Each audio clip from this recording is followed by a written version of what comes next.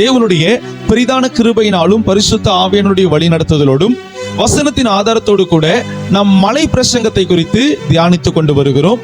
கர்த்தர் ஒவ்வொரு நாளும் வித்தியாசமான ஒவ்வொரு காரியங்களினாலே நம்மை நிரப்புகிறார். அதற்கு ஆதாரமா எடுத்து வாசிக்கலாம். மத்தேயு 5வது அதிகாரம் 1வது வசனத்தை ஒருவர் வாசிக்க நாம் யாவரும் கேட்கலாம். அவர் திரளான ஜனங்களை கண்டு மலையின் மேல் ஏறினார். அவர் உட்கார்ந்த பொழுது அவருடைய சீஷர்கள் அவரிடத்தில் வந்தார்கள். ஆமீன். வாசிக்கப்பட்டதான வசனத்திலே அருள்நாதர் இயேசு கிறிஸ்து அவர் திரளான ஜனங்களை கண்டு மலையின் மேல் ஏறினார். மலையின் மேல் ஏறுதல் அது எதை அடையாளப்படுத்துகிறது என்பதை குறித்து நாம் நன்கு அறிந்திருக்கிறோம். அது தேவ சமூகத்திலே நம்மை ஒப்பு கொடுத்தலை அடையாளப்படுத்துகிறது. ஆமீன். கர்த்தருடைய பாதத்திலே நாம் காத்திருக்குதலையும் கர்த்தருடைய பிரசன்னத்திலே நாம் அமர்ந்திருக்குதலையும் மலை ஏறுதல் அது அடையாளப்படுத்துகிறது. ஒரு ஆமீன் சொல்ல கேட்கலாமா? ஸ்தோத்திரம். அப்போ கர்த்தருடைய சமூகத்திலே, அதாவது இந்த மலை ஏறுகிற அனுபவத்தை நாம் பெற்றுக்கொண்டோம் என்று சொன்னால், ஆமீன், 2 விதமான ஆசீர்வாதங்களை குறித்து கடந்த நாட்களிலே நம்ம பார்த்தோம். முதலாவது, நாம் தேவ சமூகத்திலே காத்திருக்கும் பொழுது, ஆண்டவருடைய பாதத்திலே அமரும் பொழுது அவர் நமக்கு நல்ல ஆலோசனைகளை தருகிற தேவனாய் இருக்கிறார். ஒரு ஆமீன் சொல்ல கேட்கலாமா? சங்கீதம் 32:8 படி, நான் உனக்கு போதித்து நீ நடக்க வேண்டிய வழியை உனக்கு காண்பிப்பேன், உன்மேல் என் கண்ணை வைத்து ஆலோசனை சொல்லுவேன். அப்ப ஆண்டவருடைய பாதத்திலே நாம் காத்திருக்கும் பொழுது அவர் நமக்கு போதிப்பார், ஆலோசனை சொல்லுவார், நடக்க வேண்டிய வழியை அவர் நமக்கு காண்பிப்பார். ஒரு ஆமீன் சொல்ல கேட்கலாம். ஸ்தோத்திரம். இது முதலாவது ஆசீர்வாதம். தேவனுடைய பாதத்திலே அமரும் பொழுது அவர் நம்மோடு கூட பேசுவார், நமக்கு நல்ல நல்ல ஆலோசனைகளை தருவார். இரண்டாவது, நம் ஆண்டவருடைய சமூகத்திலே காத்திருக்கும் பொழுது அவர் நம்முடைய மன விருப்பங்களை நிறைவேற்றி தருவார். மார்க் 3:13 அவர் மலையின் மேல் ஏறி உட்கார்ந்த பின் தமக்கு சித்தமானதை தம்மிடத்திலே வரவழைத்தார் அப்படின்னு எழுதப்பட்டிருக்கிறத பார்த்தோம். அப்போ மலையின் மேல், அதாவது தேவ சமூகத்திலே நாம் ஏறி காத்திருக்கும் பொழுது, ஆண்டவருடைய பாதத்திலே நாம் அமர்ந்திருந்து ஜெபிக்கும் பொழுது நம்முடைய இருதயத்தில் இருக்கிற காரியங்களை ஆண்டவர் கைகூடி வர பண்ணுவார். பக்கத்துல கைகளை பிடித்து சொல்லுங்க, உங்களுடைய மன வாஞ்சைகளை கர்த்தர் நிறைவேற்றி தருவார். ஹல்லேலூயா. இப்பொழுதும் மலை ஏறுதல், அதாவது தேவ சமூகத்திலே காத்திருக்கிறது நிமித்தம் நமக்கு கிடைக்க போகிற 3வது நன்மைகளை, ஆசீர்வாதங்களை குறித்து நாம் தியானிக்க போகிறோம். அதற்கு ஆதாரமாக எடுத்து வாசிக்கலாம். லூக்கா 22வது அதிகாரம் 39வது வசனம். பின்பு அவர் புறப்பட்டு வழக்கத்தின்படியே ஒலிவு மலைக்கு போனார். அவருடைய சீஷரும் அவரோட கூட போனார்கள். ஆமென் சொல்ல கேட்கலாம். அவன் பின்பு அவர் புறப்பட்டு வழக்கத்தின்படியே ஒலிவு மலைக்கு போனார், அவருடைய சீஷர்களும் அவரோடு கூட சென்றார்கள். ஆமென். இந்த வசனத்திலே கர்த்தராகிய தேவனுக்கு ஒரு வழக்கம் உண்டு என்பதை குறித்து நம்ம பார்த்தோம். அது என்ன? அவர் வழக்கத்தின்படியே ஜெபிப்பதற்கு எங்கு போனாராம்? ஒலிவ மலைக்கு போனார். ஹல்லேலூயா. நம்முடைய ஆண்டவர், அவருக்கு ஒரு வழக்கம், இரவு முழுக்க கர்த்தருடைய பாதத்திலே காத்திருப்பார். பிதாவுடைய சமூகத்திலே காத்திருந்து பகல் முழுக்க பிதாவுக்காக ஊழியம் செய்வார். ஒரு ஆமென் சொல்ல கேட்கலாமா? இன்றைக்கு கர்த்தருடைய பிள்ளைகள் நாம் பகல் முழுக்க பிதாவிற்காக, கர்த்தருக்காக செயல்படுகிற ஒரு நேரம், ராத்திரி முழுக்க கர்த்தரோடு செயல்படுகிறதான ஒரு நேரம். ஆண்டவருக்கான அந்த வழக்கம் என்ன? அவர் வழக்கத்தின்படியே ஜெபிப்பதற்கு ஒலிவு மலைக்கு போனார். நம்முடைய ஆண்டவருக்கு ஜெபிப்பது ஒரு வழக்கம். இந்த சத்தத்தை கேட்டுக்கொண்டிருக்கிற இந்த அருமையான கர்த்தருடைய பிள்ளைகளே, அருள்நாதர் இயேசுவுக்கு இருந்த அந்த வழக்கம், ஜெபிப்பது ஒவ்வொரு நாளும் அன்றாட வழக்கமா இருக்கிறது போல நம்முடைய வாழ்க்கையிலும் ஜெபிப்பது வழக்கமா இருக்க வேண்டும். பக்கத்துல கைகளை பிடிச்சு சொல்லுங்க, ஜெபிப்பது உங்களுக்கு வழக்கமா இருக்க வேண்டும்.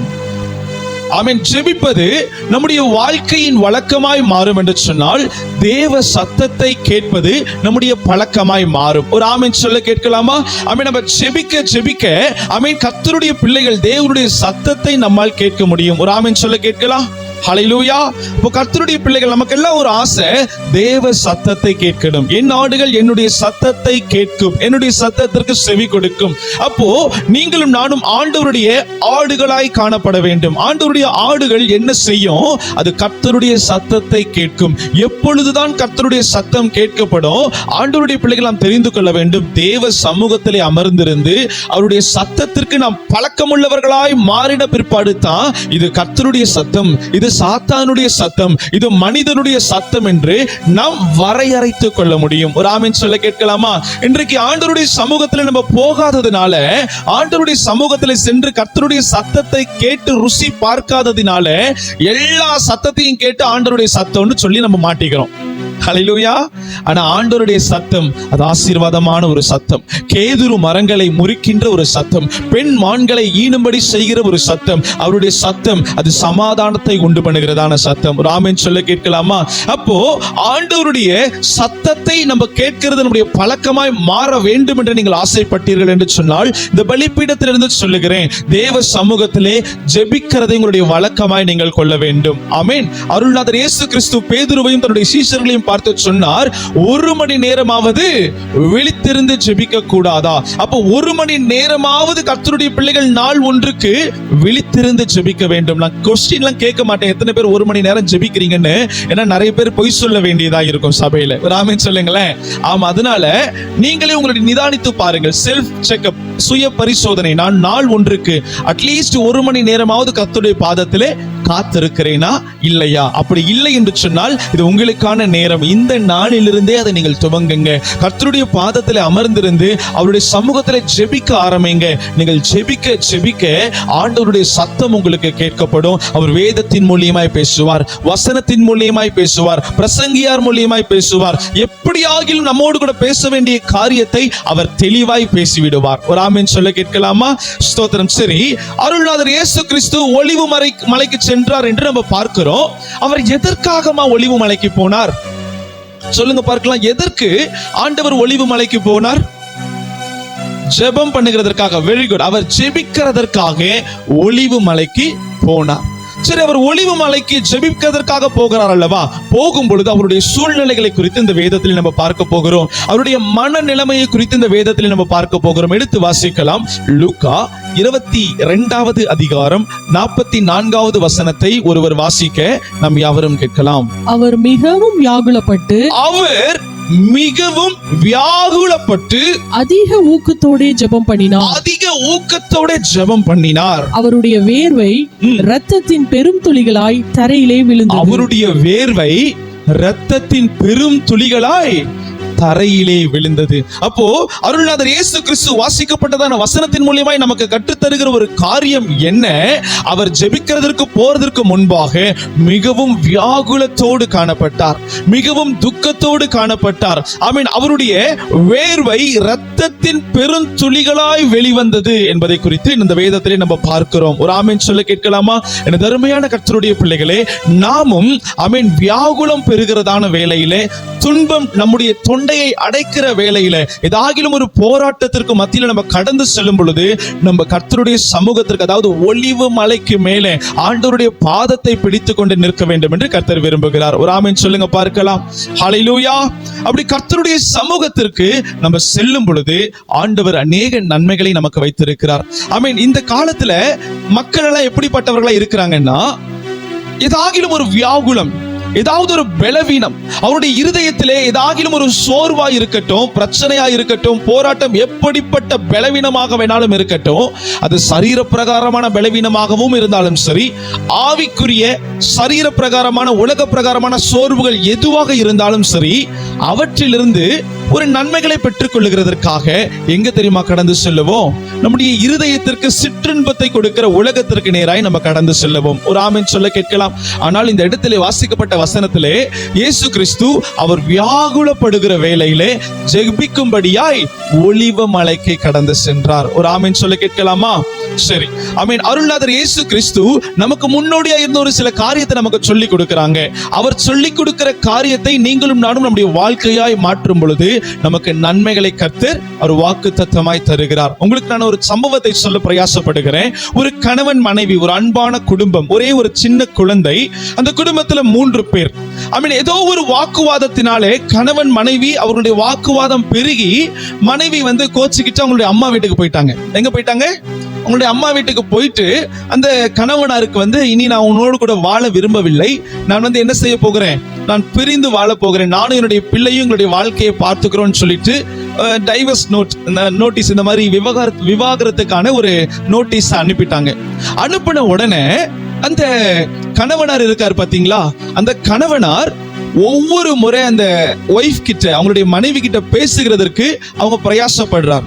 அவங்களுடைய தகப்பன் கிட்ட போய் பேச பார்க்கிறாரு, அவங்களுடைய தாயார் கிட்ட, அவங்களுடைய சகோதரர் கிட்ட, நண்பர்கள் வட்டாரம் மூலியமா எப்படியாகிலும் பேசி மனைவியோடு கூட சேர்ந்துடணும், குடும்பமாய் வாழ்ந்துடணும்னு சொல்லிட்டு அவர் பிரயாசப்படுகிறார்.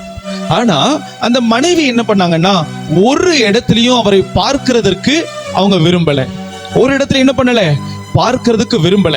அப்படி பார்க்கிறதுக்கு விரும்பாதபடினாலே அவர் ரொம்ப வியாகுலப்பட்டு, அந்த கணவர் வியாகுலப்பட்டு, நான் எல்லா இடத்துலயும் ட்ரை பண்ணிட்டேன், கணவர் அந்த இடத்துல பேசணும்னு சொல்லி சகல வழியும் நான் ட்ரை பண்ணிட்டேன், ஆனால் என்ன நடக்கல, ஒரு காரியமும் நடக்கல அப்படின்னு சொல்லிட்டு ஒரு நாள் தன்னுடைய சபைக்கு வந்து தன்னுடைய போதகர் இடத்துல இந்த காரியத்தை சொன்னாராம். அந்த பாஸ்டர் ஒரு நல்ல ஒரு ஆலோசனையை அந்த நபருக்கு சொன்னார். பிரதர், நீங்க வந்து எல்லா மீடியத்தையும் ட்ரை பண்ணிட்டீங்க, அம்மா கிட்ட அப்பா வழியா எப்படி எல்லாம் உங்க மனைவியை ரீச் பண்ணணுமோ எல்லா வழியாவும் ரீச் பண்றதுக்கு நீங்க ட்ரை பண்ணிட்டீங்க, ஆனா ஒன்னும் கை கூடவில்லை. ஆனா நான் உங்களுக்கு ஒரு ஆலோசனை கொடுக்கிறேன், ஒரு 21 நாள் ஆண்டவருடைய சமூகத்தில் நீங்க காத்திருங்க. ஒரு ஆமென் சொல்லுங்க பார்க்கலாம். 21 நாள் தேவ சமூகத்தில் நீங்க காத்திருங்க. கர்த்தருடைய பாதத்திலே அமர்ந்திருந்து நீங்கள் ஜெபிங்க, ஆண்டவர் காரியத்தை வாய்க்க பண்ணுவார் அப்படின்னு ஒரு ஆலோசனை கொடுத்து அந்த போதகர் ஜெபித்து அனுப்பிவிட்டார். அந்த கணவர் செய்த காரியம், அவர் ஊக்கத்தோடு ஜெபிக்க ஆரம்பிக்கிறார். 21 நாள் ஆண்டவருடைய சமூகத்திலே நாள் ஒன்றுக்கு ஒருவேளை உபவாசித்து தேவ சமூகத்திலே அவர் காத்திருக்கிறார். ஹல்லேலூயா. அப்படி காத்திருக்கிற வேளையில 21வது நாள் அவருக்கு ஒரு போன் வருது. அந்த போன்ல அந்த மனைவி பேசுறாங்க, நான் அந்த விவாகரத்து கடிதத்தை நான் மறுபடியும் வாபஸ் வாங்கிக்கிறேன், நீங்களும் நானும் சேர்ந்து வாழுகிறதற்கு நம்ம பிரயாசப்படுவோம். ஒரு ஆமென் சொல்லுங்க பார்க்கலாம். கரங்களை தட்டி கர்த்தருடைய நாமத்தை மகிமைப்படுத்துவோம். ஹல்லேலூயா. இன்றைக்கு வியாகுலத்தின் நேரத்திலே நம்முடைய இருதயத்திலே துன்பம் பெருகிற வேளையில நம்ம செய்கிற காரியம் என்னவென்பதை நாம் சோதித்து பார்க்க வேண்டும். அந்த கணவனார் அவருடைய வியாகுலத்தின் வேளையில அவர் தன்னுடைய உலக பிரகாரமா எல்லா காரியத்தையும் அவர் என்ன பண்ணிட்டாரு, ட்ரை பண்ணி சோர்ந்து போயிட்டார். ஹல்லேலூயா. ஆனா கடைசியா ஆண்டவருடைய சமூகத்திலே அவர் காத்திருந்தார். அவர் போய் பேசல, அந்த நபர், அந்த மனைவி வந்து அவரிடத்துல பேசுகிறதற்கு ஆண்டவர் உதவி செய்கிறார். ஒரு ஆமென் சொல்லுவோமா? அதே போல தான் கர்த்தருடைய பிள்ளைகள், நீங்களும் நானும் தெரிந்து கொள்ள வேண்டும், ஆண்டவருடைய சமூகத்திலே நாம் காத்திருக்கும் பொழுது வியாகுலத்தின் மத்தியிலேயும் ஆண்டவர் நம்மோடு கூட பேசி நமக்கு ஆறுதலை தர அவர் போதுமானவராய் இருக்கிறார். எத்தனை பேர் விசுவாசிக்கிறீங்க? ஆமென். ஆனா நமக்கு தெரியும், நம்முடைய இருதயத்திற்கு தெரியும், தேவனிடத்திலே மாத்திரம்தான் ஆறுதல் இருக்குன்னு நமக்கு தெரியும், கர்த்தருடைய சமூகத்திலே மாத்திரம்தான் பரிபூரண நன்மைகள் இருக்குன்னு நமக்கு தெரியும். ஆனாலும் நாம் நம்முடைய சுயத்திற்கு இடம் கொடுத்து நிறைய காரியத்தை செய்கிறோம். ஏதாவது ஒரு காரியத்தை பண்ணி என் துன்பத்திலிருந்து நான் விடுதலை பெற்றிட மாட்டேனா, ஏதாகிலும் ஒரு காரியத்தை மாம்ச முயற்சியினாலே நான் செய்து என்னுடைய போராட்டத்திலிருந்து நான் விடுதலை பெற்றுக்கொள்ள மாட்டேனா என்று சொல்லி எல்லா வழியும் ட்ரை பண்ணிட்டு கடைசியில எந்த இடத்துக்கு வருவோம்? ஆண்டவருடைய சமூகத்திற்கு. ஒரு ஆமென் சொல்லிடுவோமா? நான் சொல்லுவேன், நீங்கள் ஆரம்பத்திலேயே கர்த்தருடைய சமூகத்திற்கு வர வேண்டும் என்று கர்த்தர் விரும்புகிறார். இந்த இடத்திலே வியாகுலத்தின் நேரத்திலே அருள்நாதர் இயேசு கிறிஸ்து ஒலிவு மலைக்கு சென்றார். ஒலிவு மலைக்கு சென்றதுனாலே அவருக்கு ஒரு நன்மை உண்டானது. எடுத்து வாசிக்கலாம் 43வது வசனத்தை. ஒருவர் வாசிக்க நாம் யாவரும் கேட்கலாம். அப்பொழுது வானத்திலிருந்து ஒரு தூதன் தோன்றி அவரை பலப்படுத்தினான். கரம் தட்டி கர்த்தருக்கு நன்றி செலுத்துங்க பார்க்கலாம். ஹல்லேலூயா. 44வது வசனத்திலே இப்படியாய் போடப்பட்டிருக்கிறது, அவர் மிகவும் வியாகுலப்பட்டு கர்த்தருடைய சமூகத்திற்கு சென்று ஊக்கத்தோடு ஜெபித்தார். அப்படி ஜெபிக்கின்றதான வேளையிலே அவருடைய வேர்வையின் பெருந்துளிகள் ரத்தமாய் வெளிப்பட்டது. எவ்வளவு பெரிய பீக் பிரஷர் பாருங்களேன். இன்னைக்கு நமக்கு கொஞ்சம் வேர்வை வந்துட்டாலே, உழைக்கும் பொழுது, வேலை செய்யும் பொழுது, குடும்பத்திலேயோ இல்ல வேலை ஸ்தலத்திலேயோ வேர்வை வந்துட்டாலே நமக்கு ஒரு மாதிரி இருக்கு, ரொம்ப வேர்வை வந்துருச்சு, ஃபேனு கீழே போய் உட்காரணும் அப்படின்னு ஓடுறோம். இந்த இடத்துல ஆண்டவர் அவர் தன்னுடைய வேர்வையின் பெருந்துளிகள் அது ரத்தமாய் வெளிவந்ததாம். அவ்வளவு மன அழுத்தம், அவ்வளவு வியாகுலம். அப்படிப்பட்ட சூழ்நிலையில அவர் எங்க போகிறார்னா ஒலிவு மலைக்கு போகிறார். மலை ஏறுகிற அனுபவத்தை பெற்றிருந்தார். இந்த சம்பவத்திலிருந்து நாம் கற்றுக்கொள்ள வேண்டிய மகிமையான சத்தியம், நம்முடைய வியாகுலத்தின் வேளையில, நம்முடைய மன அழுத்தத்தின் சூழ்நிலையில நம் தேவ சமூகத்திற்கு போகும் பொழுது நடக்கிற அற்புதமான காரியம் என்ன? வானத்திலிருந்து ஒரு தூதன் தோன்றி அவரை தேற்றினார் சொன்ன வார்த்தையின்படி பரலோகம் இறங்கி வந்து நமக்கு ஆறுதல் செய்ய அது போதுமானதா இருக்கிறது. இருக்கிறது. ஒரு ஆமென் சொல்லுங்க பார்க்கலாம். ஹல்லேலூயா. இன்னைக்கு பரலோகமே உங்களுக்கும் எனக்கும் ஊழியம் பண்ணுகிறதற்கு காத்திருக்கிறது.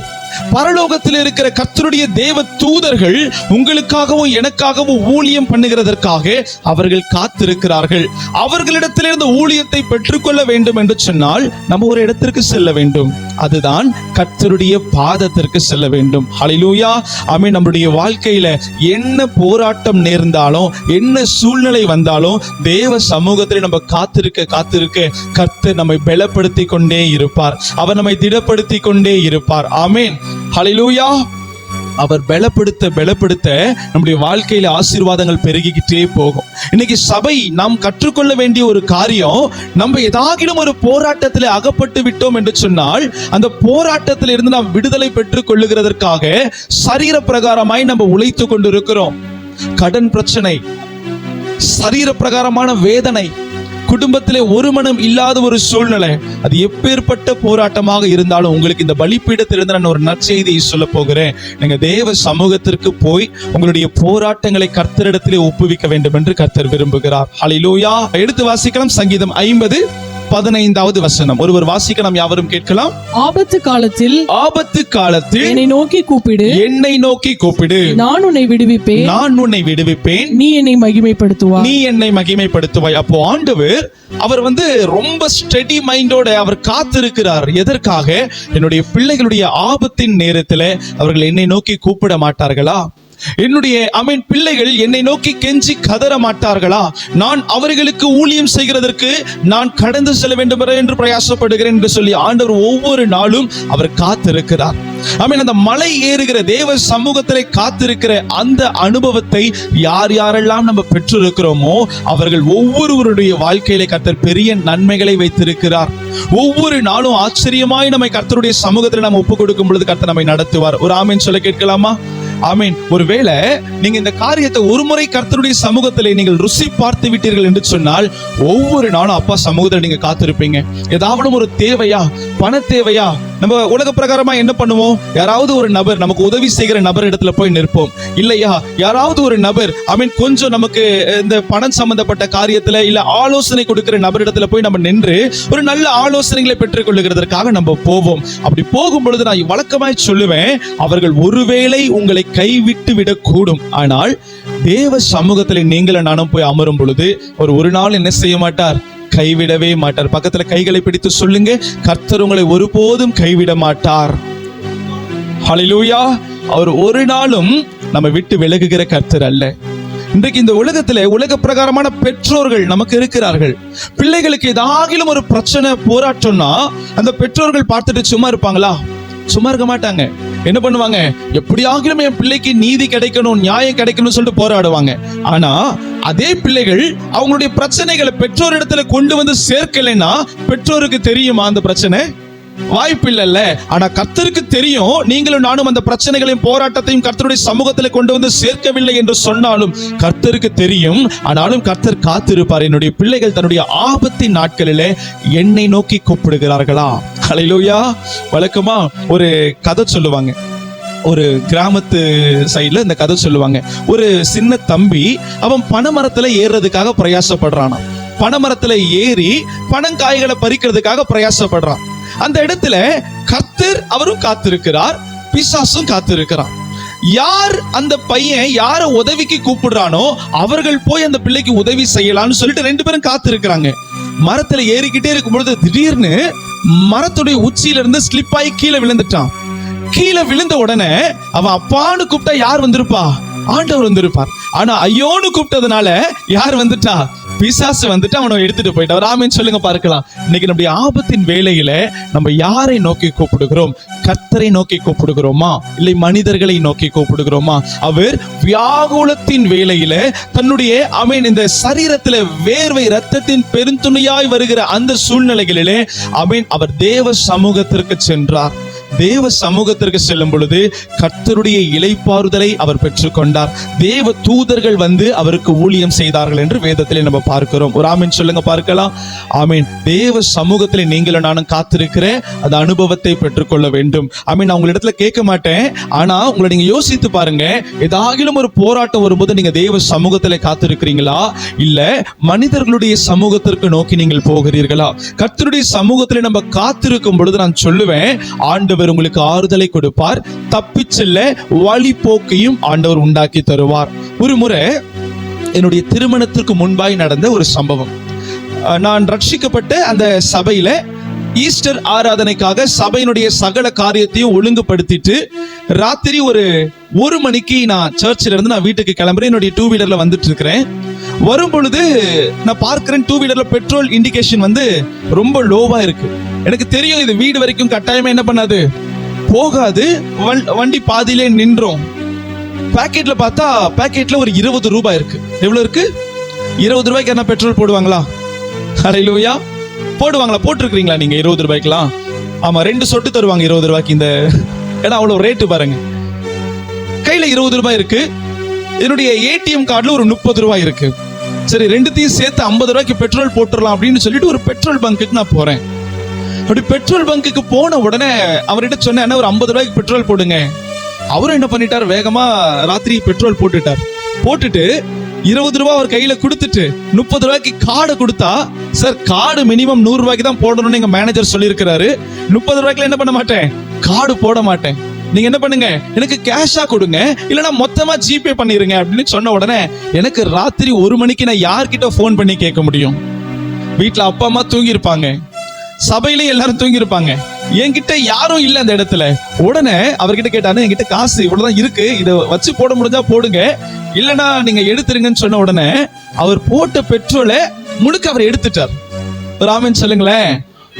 எடுத்தது பரவாயில்ல, அவருடைய பெட்ரோல் தான் எடுப்பார்னு பார்த்தா நான் நினைக்கிறேன் என் பெட்ரோலும் கொஞ்சம் எடுத்துட்டார்னு நினைக்கிறேன். எடுக்கும்போது வண்டி எனக்கு ரோட்ல அந்த பெட்ரோல் பங்க்ல ஓரமா உட்காந்துட்டு எனக்கு கண்ணுல இருந்து தண்ணி தாரையா வருது. ஆண்டவரே, நான் உங்களுடைய ஊழியத்தை செஞ்சுட்டு வரேன், ஆனா என் வீட்டுக்கு போறதுக்கு எனக்கு பெட்ரோலுக்கு என்ன இல்ல, கையில பணம் இல்ல.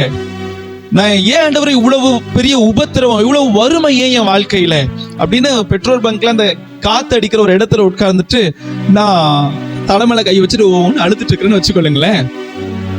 அப்போ சரி, ஓகே, பெட்ரோலும் எடுத்துட்டாங்க. வண்டி சாவி போட்டு ஸ்டார்ட் பண்ணேன். வண்டி கொஞ்சம் 2-3 ஸ்டார்டிங் அப்புறம் ஸ்டார்ட் ஆயிடுச்சு. நான் நினைச்சேன் பாதியில வந்துட்டு வண்டியை தள்ளிட்டு தான் வரணும். ஆனா கர்த்தருடைய பெரிதான கிருபையில வண்டி எப்ப தெரியுமா ஆஃப் ஆச்சு? வீட்டு வாசல்ல வந்து நான் பிரேக் அடிக்கல, ஆட்டோமேட்டிக்கா வண்டி ஆஃப் ஆயிடுச்சு. ஒரு ஆமென் சொல்லுங்களேன். ஆமா, ஏதோ வேற எங்கேயோ வண்டி ஆஃப் ஆயிருந்துச்சுன்னா எத்தனையோ கிலோமீட்டர் வண்டியை தள்ளிட்டு வர வேண்டிய ஒரு சூழ்நிலை. அந்த நாள் ராத்திரி ஒரு 1-2 மணிக்கு ஆண்டவருடைய சமூகத்துல நான் காத்திருக்கிறேன். ஆண்டவருடைய பாதத்தில் அமர்ந்திருந்த ஜெபிக்கிற, ஆண்டவரே உம்முடைய பிள்ளையாகி நான் பெட்ரோல் பங்க்ல எனக்கு ரொம்ப அவமானம் ஆயிற்று. ஒரு 50 ரூபாய்க்கு பெட்ரோல் போடுகிறதற்கு எனக்கு இது இல்லையப்பா, நீங்க எனக்கு ஏன் இந்த மாதிரி சூழ்நிலை அனுபவிச்சீங்க ஆண்டவரே அப்படின்னு சொல்லிட்டு நான் ஆண்டவர் சமூகத்துல கதறேன், அழுகிறேன். ஆமென். அந்த ஜெபத்தை கேட்ட கர்த்தர் இந்த நாள் வரைக்கும் நான் சொல்லுவேன் சாட்சியா 8-9 வருஷம் ஆயிடுச்சு, என் வண்டி பெட்ரோல் இல்லைன்னு ஒரு இடத்துலயும் நிக்கல. ஒரு ஆமென் சொல்லுங்க பார்க்கலாம். ஒரு இடத்துலயும் இந்த 9 வருஷமா நான் எந்த இடத்துலயும் பெட்ரோல் இல்லைன்னு வண்டியை நிறுத்தினதா அந்த ஹிஸ்டரியை ஆண்டவர் முற்றிலுமாய் மாற்றி போட்டார். அப்ப கர்த்தருடைய சமூகத்திலே நம்ம காத்திருக்க ஆண்டவர் நமக்கு பதில் தருவார். அவர் தருகிற பதில் எப்படிப்பட்டதா இருக்குன்னா மிகுந்த ஆசீர்வாதமான பதிலை கர்த்தர் தருவார். ஹல்லேலூயா. யோபுனுடைய வாழ்க்கையில நம்ம பார்த்திருக்கிறோம். நாம் எல்லோருக்கும் தெரிந்ததுதான். யோபு அவன் பெரிய செல்வ சீமானாய் இருந்தார். அவர் உத்தமனும் பொல்லாப்புக்கு பயப்படுகிறவரும் சன்மார்க்கனுமாய் இருந்தார் என்று வேதத்திலே கர்த்தர் சாட்சி கொடுக்கிறார். அப்பேற்பட்ட யோபுனுடைய வாழ்க்கையில ஒரு போராட்டம். ஒரே இரவுல எல்லா நன்மைகளையும் இழந்துட்டார். எல்லா நன்மைகளையும் இழந்துதான் அந்த யோபுனுடைய சமூகத்துல அவருடைய நண்பர்கள் ஆறுதல் சொல்லுகிறதற்காக வருகிறார்கள். யார் வராங்க? நல்ல சத்தமா சொல்லுங்க, பக்கத்துல கைகளை பிடிச்சு சொல்லுங்க. யோபுனுடைய நண்பர்கள் ஆறுதல் சொல்லுகிறதற்காக வருகிறார்கள். அப்படி ஆறுதல் சொல்ல வருகிறதான அந்த நண்பர்கள் 7 நாள் யோபுனுடைய அந்த சிச்சுவேஷனை பார்த்துட்டு ஒரு வார்த்தையும் பேச முடியாம அப்படியே உட்கார்ந்துட்டு இருக்கிறாங்களாம். 7 நாள். இன்னைக்கு எத்தனையோ பெரிய துக்கமான ஒரு வீட்டுல போய் நம்ம ஆறுதல் சொல்றதுக்காக கடந்து செல்றோம். போறோம், ஆறுதல் சொல்றோம், கடந்து வருகிறோம். ஆனால் யோபுவினுடைய வீட்டிலே ஏற்பட்ட அந்த போராட்டத்துல, அந்த இழப்புகளுக்கு யோபுவினுடைய நண்பர்கள் தூர தேசத்திலிருந்து வந்து அவருக்கு ஆறுதல் சொல்றதுக்காக வராங்க. வந்ததான அந்த இடத்துல 7 நாள் வாயை திறக்க முடியாத ஒரு துக்கம். யாருக்கு? யோபுவினுடைய நண்பர்களுக்கு. அப்போ யோபுவினுடைய வாழ்க்கையிலே அவருடைய வியாகுலம் எவ்வளவு பெரிதாய் பெருகி இருந்திருக்கணும். 10 பிள்ளைங்க. அந்த 10 பிள்ளைகளும் ஒரே நாள்ல இறந்து போகிறார்கள். எல்லா விதமான வேலைக்காரர்கள் இருக்கட்டும், ஏர் மாடுகள் இருக்கட்டும், கழுதைகள் இருக்கட்டும், ஒட்டகங்கள் இருக்கட்டும், எல்லாம் ஒரே நாள்ல அவனை விட்டு போனது. சரி, சம்பாதித்த சொத்து தான் போயிருச்சுன்னு பார்த்தா அவனுடைய சரீரத்திலையும் உச்சந்தலையிலிருந்து உள்ளம் கால் வரைக்கும் பருக்களால் நிரப்பப்பட்டது, கொடிய வியாதிகளால் நிரப்பப்பட்டான். அப்படிப்பட்ட யோபு, யோபுடைய மனைவி சொல்றாங்க, இன்னும் ஏன் உன்னுடைய உத்தமத்துல நீ நிற்கிறாய்? தேவனை தூசித்துடைய ஜீவனை விடும் அப்படின்னு சொல்ல அந்த யோபு அவர் காத்திருக்கிறார். எங்கேயாவது ஒரு இடத்துல இருந்து எனக்கு ஆறுதல் கிடைக்காதா? யாராவது ஒருத்தங்க எனக்கு ஆறுதலாய் பேச மாட்டாங்களா? மனைவியின் இடத்திலிருந்து ஆறுதலான வார்த்தை வராதா? யாராவது ஒருத்தங்க என் பக்கத்துல வந்து நின்னுட்டு பரவாயில்லப்பா ஆண்டவர் இருக்கிறார்னு சொல்ல மாட்டாங்களான்னு சொல்லி அவர் காத்திருக்கிறார். ஆனா அவருக்கு ஆறுதல் சொல்லுகிறதற்கு ஒரு 4 நண்பர்கள் வந்தார்கள். அந்த நண்பர்களுடைய முகத்தை பார்த்த உடனே யோபுவுக்கு சற்று ஆறுதல் வந்திருக்கும். ஆனால் அந்த நண்பர்கள் பேச பேச பேச யோபுனுடைய வாழ்க்கையில அந்த பிள்ளைகள் மரிச்சு போன அந்த துக்கத்தை காட்டிலும் இவர்கள், நீ பாவம் செஞ்சுட்டே அதனால தான் உனக்கு இவ்வளவு பெரிய அடின்னு யோபுவை ரொம்ப துக்கப்படுத்துறதுனால அவர் சொல்றாரு, நீங்க தயவு செஞ்சு வாயை மூடுங்க, நீங்க பேசுற சத்தத்தை கேட்கவே என்னால முடியலன்னு சொல்ற அளவுக்கு அவருடைய ஆலோசனை. ஹல்லேலூயா. அப்போ மனுஷர்கள் நமக்கு ஆறுதல் செய்யலான்னு வருவாங்க, ஆறுதல் சொல்லலான்னு வரும் பொழுது ஒருவேளை அந்த ஆறுதல் நம்முடைய இருதயத்திற்கு மிகவும் விசனமாய் காணப்படும், மிகவும் விசனமாய் காணப்படும். ஆனா ஒரே ஒரு இடத்துல தான் நமக்கு ஆறுதல் கிடைக்கும், ஒரே ஒரு இடத்துல தான் நம்முடைய துன்பத்திற்கு பதில் கிடைக்கும். அது எங்க? கர்த்தருடைய சமூகத்திலே.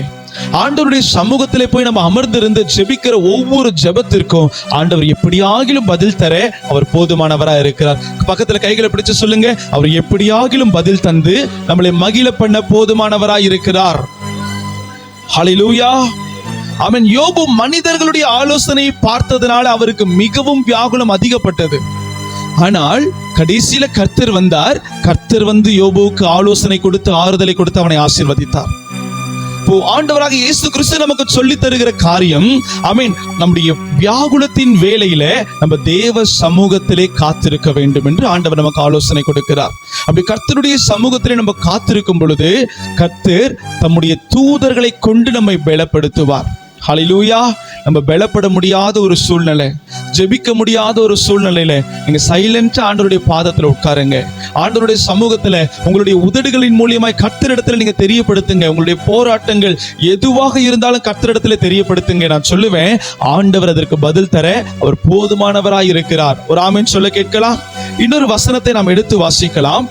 1 சாமுவேலின் புஸ்தகம் 1வது அதிகாரம் 6வது 7வது வசனத்தை ஒருவர் வாசிக்க நாம் யாவரும் கேட்கலாம்.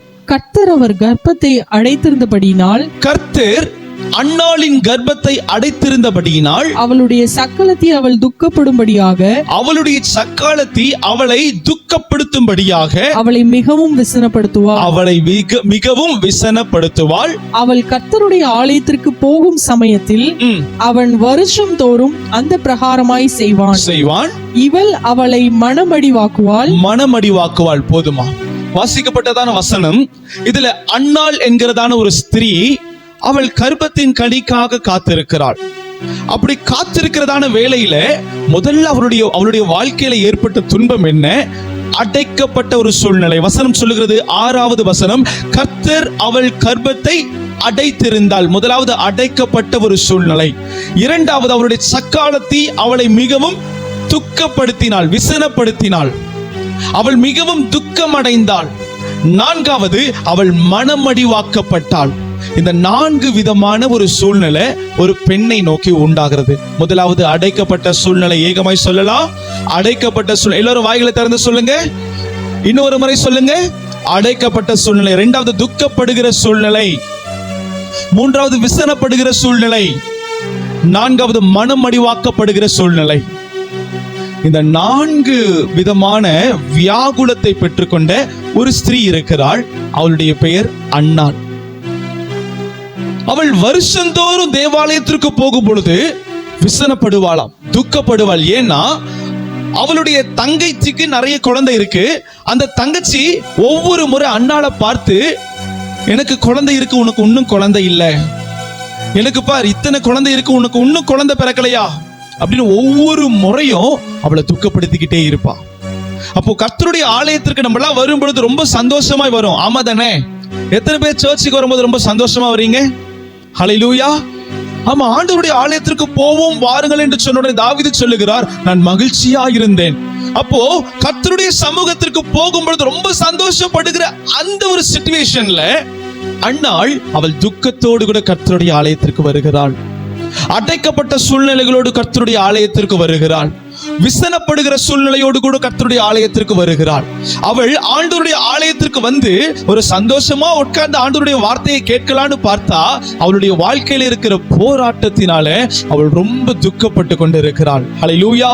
என் அருமையான கர்த்தருடைய பிள்ளைகளே, ஆமென். இஸ்ரவேல் ஜனங்களுக்குள்ளே ஒரு வழக்கம், எபிரேய ஜனங்களுக்குள்ளே ஒரு வழக்கம். அது என்னன்னா, திருமணம் ஆகி ஆமென் ஒரு 10 வருஷம் குழந்தை இல்லைன்னா 11வது வருடம் அந்த மனைவியே தன்னுடைய கணவனுக்கு இன்னொரு மனைவியை, மறுமனையாட்டியை கொடுக்க வேண்டும்.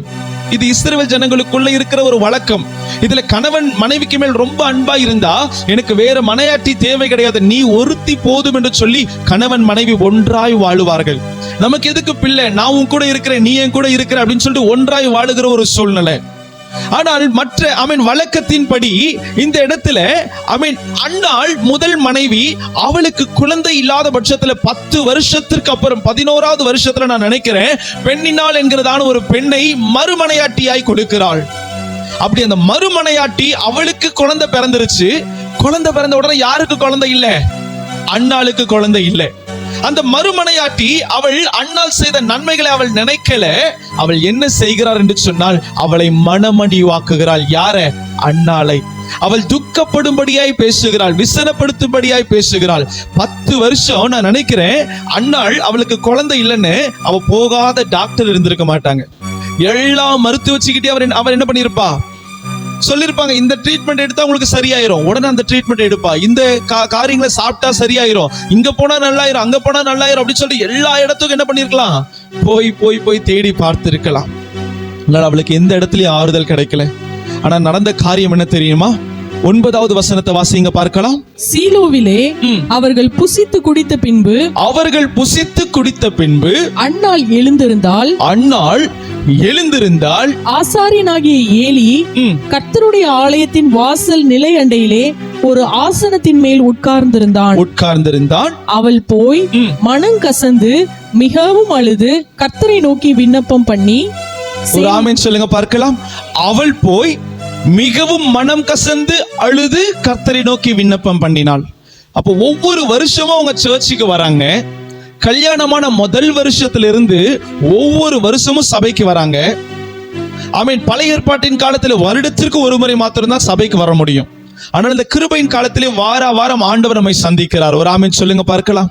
நிறைய பேர் நினைக்கிறப்ப பழைய ஏற்பாட்டின் காலத்திலே நம்ம இருந்திருக்கலாம் போல இருக்கு பாஸ்டர். ஹல்லேலூயா. அவன் வாரம் சர்ச்சுக்கு வர்றது எப்படிதான் இருக்கு, சந்தோஷமா இருக்கு. ஆமென் சொல்லுங்க பார்க்கலாம். ஆமென். கல்யாணமான முதல் வருஷம் சர்ச்சுக்கு வரா, ஆண்டவருடைய சமூகத்துல போய் அவ ஜெபிக்கல. 2வது வருஷம் 3வது வருஷம் சொல்லிட்டு நிறைய தொடர்ந்து 10 வருஷத்திற்கு மேல அன்னாள் சபைக்கு வருகிறாள், கர்த்தருடைய ஆலயத்திற்கு வருகிறாள். வந்து சீலோவிலே புசித்து குடித்து ஆண்டவருடைய சமூகத்துல பலி செலுத்திட்டு வீட்டுக்கு போயிடுவாங்க. ஆனா அவன் நினைச்சா, இத்தனை வருஷம் நான் தேவ சமூகத்திற்கு போகல, ஆலயத்திற்கு போனேன், ஆனா தேவ சமூகத்திற்கு போகல. கர்த்தருடைய சமூகத்திற்கு நான் போகல.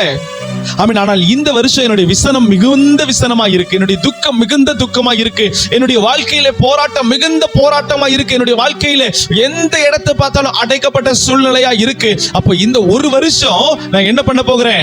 கர்த்தருடைய சமூகத்திற்கு போக போகிறேன். ஆமென் சொல்லுங்க பார்க்கலாம். இத்தனை வருஷம் நான் சர்ச்சுக்கு வந்தேன், ஆனா கர்த்தருடைய சமூகத்திற்கு வரல.